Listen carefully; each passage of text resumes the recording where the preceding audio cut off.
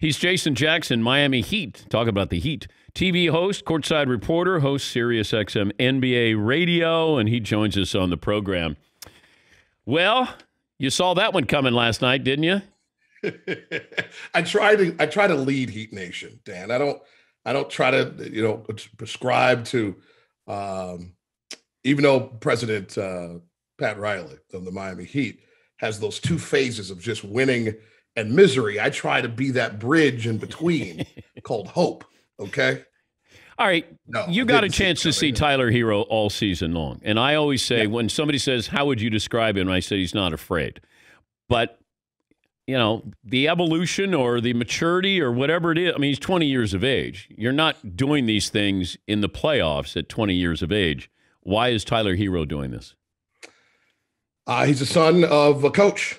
And I think that stuff is real. It's part of his DNA to understand fully that, first of all, it's work. Like if you're going to you've been blessed, you're tall, you have an acumen for putting the ball in the basket. You had no problem disappointing a whole state, leaving Wisconsin to go play at Kentucky.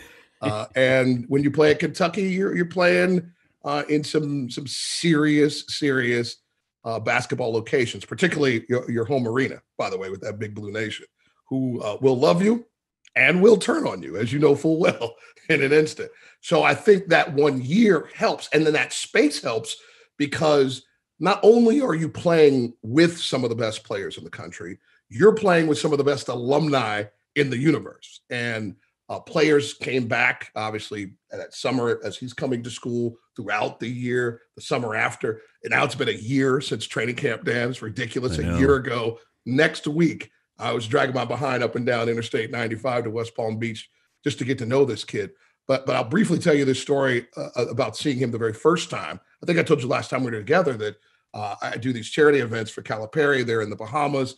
Heroes in there getting busy like you're seeing right now against grown men. Now, listen, the national team in the Bahamas, all right, it's not the dream team, okay, but those are grown men, all right, some a little too grown. I believe there was a 35-year-old cat out there getting busy. But there was I remember calling my sons who follow all the young high school players across the country, going, and I did like everybody else. There's this guy, Hero, who's out here jumping out of the gym, first of all. So there's a part of his game we still haven't seen. So you thought he was from another country. You gave him the Hero. Well, I've been in Miami for so long, got to roll your R's, man. I was like, I'm the only guy who will ever be on your show that's on Peacock with peacocks out actually on the street. So it's a beautiful existence down here. But yeah, from the beginning, you just see kind of this, and it matches his head coach, by the way, even. Up 30, down 30, hit 1 of 20, hit 19 of 20. A calmness and evenness and a willingness, Dan, to take instruction, not thinking because you're doing so well as a young player that you don't know anything. And Jimmy Butler from day one woke his behind up at 3 a.m. for workouts, created what is called Tyler Tuesday, not as awesome as the catchphrase I'll be stealing about not just being a sub. He's a hero. Oh, my God. I usually go to Mariah for that one. And a hero came along. You always had a soft spot in your heart for Mariah, didn't you? Oh, it hasn't changed. No. I don't care. It's been, Dan. You're only human. Been 30 years of a love affair through Tommy Mottola and all these dudes. Eminem. Babies and what have you. She looks at me wrong one time. One time. All right, so I'm on the Heat bandwagon. In fact, I text you, I don't know when, a couple days ago, and I said, my Heat. So how good is this team? Let's say they get to the finals. Let's say it's against the Lakers. Can they hold their own with the Lakers, given the makeup of who they are, what they have, and going against what the Lakers have? As long as it doesn't trend the way it did in the 2 regular season meetings. Ouch. that would have to change. But everything with this team has changed since then. The world has changed. Listen, needless to say, I've projected my brain a little bit. Again, you keep putting me in these tenuous spots. I have been a wonderful Miami Heat employee for nearly 17 years because I don't talk like this in public, Dan. But for you, for you anything. Right? It comes down to a very simple thing with the Miami Heat.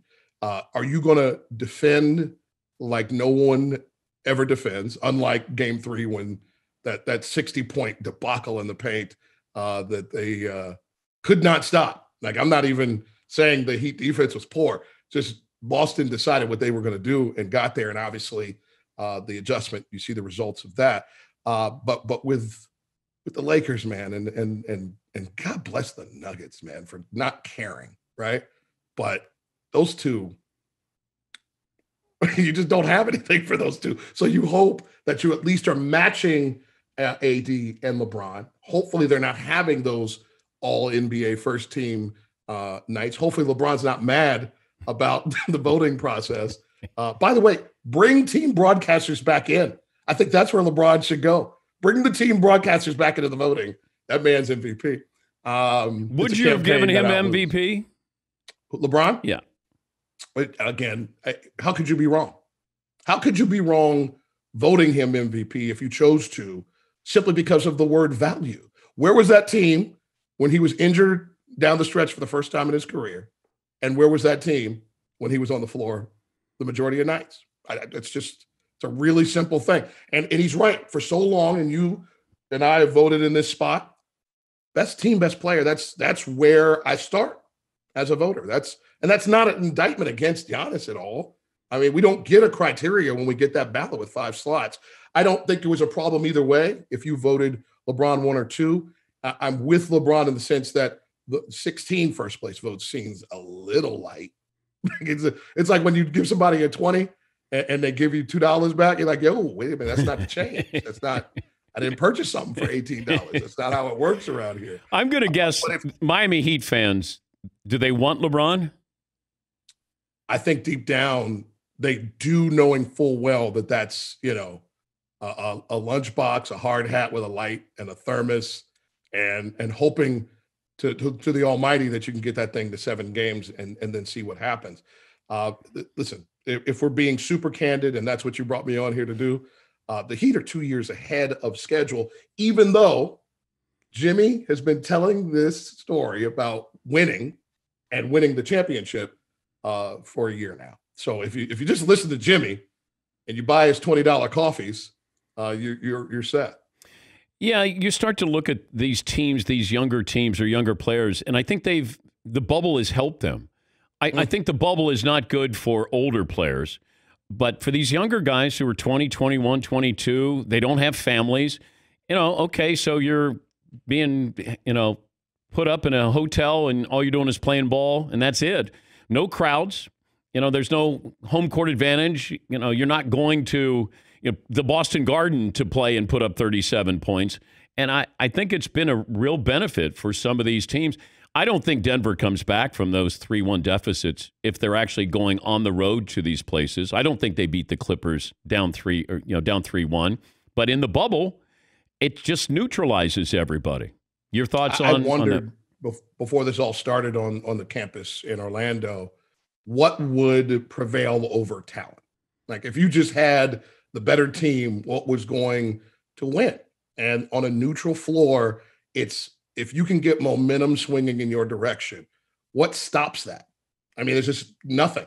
So if you are the inferior seed and you can just get a couple things rolling, then you can keep it rolling, which has been the case for Miami against Milwaukee and Boston. For Denver, I mean, it's pretty remarkable. Like it's ridiculous that they have that capacity to keep pushing back. But yeah, if you had to go on the road to the Staples Center for all these games, by the way, it'd be hell to pay. You can't even hear yourself think. And I will say, Hero would have been all right. That would have been a Miami home game last night. So he would have. People have been carrying him in the street if this was regular life. I thought about that, Dan. Like, think about the folks in LA and Denver, Boston, and Miami, whoever ends up advancing in those areas, just how that kind of, I'll come out of the arena at 1 a.m. after doing post game and crickets, like just nothing in a place like Miami where you can get down, choose to. Just remember, he's not even available here. He's not a sub. He's a hero. Oh my goodness. Just remember that. Better than Grinder. Oh yeah, Grinder. Yeah, you can work that in. Also, Tyler the Hero. I think his middle name should be changed to the. You okay with that? We'll reach out to moms. Okay. Yeah. See. Mom and them. Are you going back to bed? Not at all, dog. I'll tell you where I'm going. I'm going into the postseason. That's where I'm headed. Come on. You're Cincinnati. Everywhere I turn, I'm winning, Dan. Right you're now. Cincinnati Reds. And your Cy Young winner, Trevor Bauer. Come on. He comes off that thing. What? I don't know how I could handle that if I was a major league hitter. Just the guttural screaming, the stare downs. But in the end, you can hit it, right? I mean, you don't have to deal with any of that if you put your bat on the ball. But boy, when he comes off snapping at her, I can't handle it. I call my brother. We curse on the phone. It's pretty ridiculous. Thanks for getting up. I know you got to bed late last night, but thanks for joining us to talk about my Heat. True love, brother, and welcome to the nation. You need a flag back there. We're going to get you a Heat Nation flag if you don't mind flying it. Yeah, bring it in. Yeah, send it up. See if no doubt. Ask Riles if he'll sign it for me. Miami Heat partner FedEx will take care of that for you. Thank you, Jay. That's Jason Jackson Jr. III joining us on the program. That dude is funny. What a knucklehead.